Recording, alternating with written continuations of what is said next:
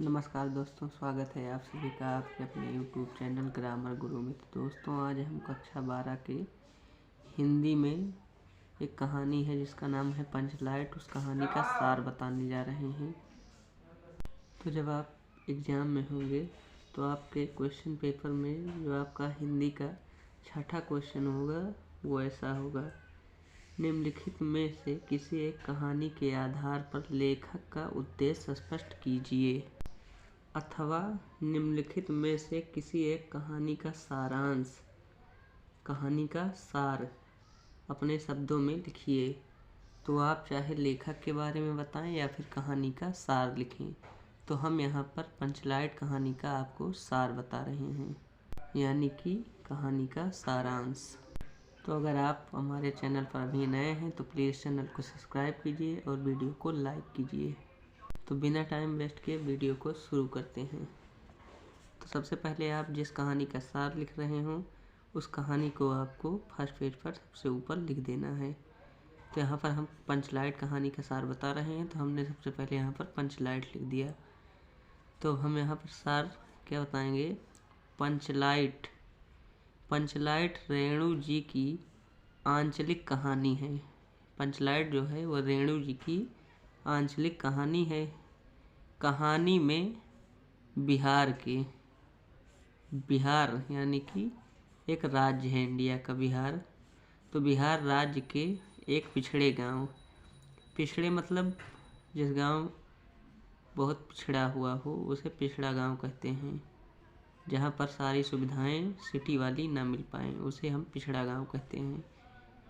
के परिवेश का सुंदर चित्रण प्रस्तुत किया गया है। महतो टोली मतलब एक ग्रुप है, टोली है, एक टीम है जिसका नाम है महतो टोली। तो महतो टोली में अशिक्षित लोग मतलब जो पढ़ना लिखना ना जानते हों। तो महतो टोली में अशिक्षित लोग हैं। उन्होंने रामनवमी के मेले से पेट्रोमैक्स खरीदा, जिसे वे पंचलाइट कहते हैं। तो पेट्रोमैक्स मतलब पंचलाइट। तो पंचलाइट को ये सीधे साधे लोग सम्मान की चीज़ समझते हैं। पंचलाइट को देखने के लिए टोली के सभी बालक, औरत और मर्द मतलब पुरुष इकट्ठे हो जाते हैं। सरदार अपनी पत्नी को आदेश देता है, यानी कि कहता है कि शुभ कार्य को करने से पहले वह पूजा पाठ का प्रबंध करे। ये इसको शुभ कार्य समझते थे, उसको जलाने को। तो उसने अपनी पत्नी को कहा, सरदार ने, कि शुभ कार्य करने से पहले वह पूजा पाठ का प्रबंध कर ले। सभी उत्साहित हैं, परंतु समस्या उठती है। समस्या मतलब समस्या यानी कि दिक्कत। परंतु समस्या उठती है कि पंचलाइट, ये जो पेट्रोमैक्स है, जलाएगा कौन? कि पंचलाइट जलाएगा कौन? सीधे साधे लोग पेट्रोमैक्स को जलाना भी नहीं जानते थे। इस टोली में यानी कि इस ग्रुप में गोधन नाम का एक युवक रहता था। वह गांव की मुनरी क्या है? एक नाम है।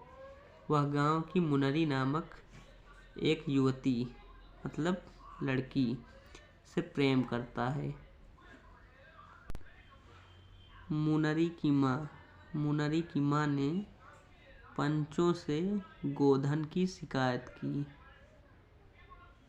कि वह उसके घर के सामने से सिनेमा मतलब फिल्म के जो गाने हैं वो गाकर निकलता है।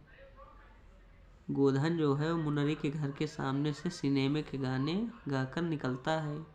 इस कारण पंच गांव के होते हैं, वो गांव में जो समस्याएं होती हैं उसका निर्णय करते हैं। इस कारण पंचों ने उसे जात से निकाल रखा है, मतलब अपने ग्रुप से या टोली से, जात से उनको गोधन को निकाल दिया है। मुनरी को यह पता है कि गोधन पंचलाइट जला सकता है। मुनरी को यह बात पता है कि गोधन जो है वो पेट्रोमैक्स जला सकता है। वह चतुराई से यह बात पंचों तक पहुंचा देती है। पंच गोधन को पुनः जात में वापस ले लेते हैं। गोधन पंचलाइट को जला देता है। मुनरी की माँ गुलरी काकी, ये जो मुनरी की माँ है वो गोधन की काकी लगती है, तो मुनरी की माँ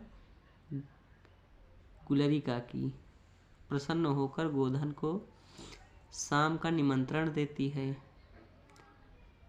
पंच भी अति उत्साहित होकर गोधन को कह देते हैं कि तुम्हारा 7 खून माफ, तुम्हारा 7 खून माफ, खूब गाओ सलीमा के गाने। पंचलाइट की रोशनी में लोग भजन कीर्तन करते हैं तथा उत्सव मनाते हैं। कहानी का कथानक सजीव है। सीधे साधे लोग अनपढ़ लोगों की संवेदनाओं को वाणी देने में रेणु जी समर्थ रहे हैं। इस कहानी में आंचलिक जीवन की सजीव झांकी प्रस्तुत की गई है। So please like my video.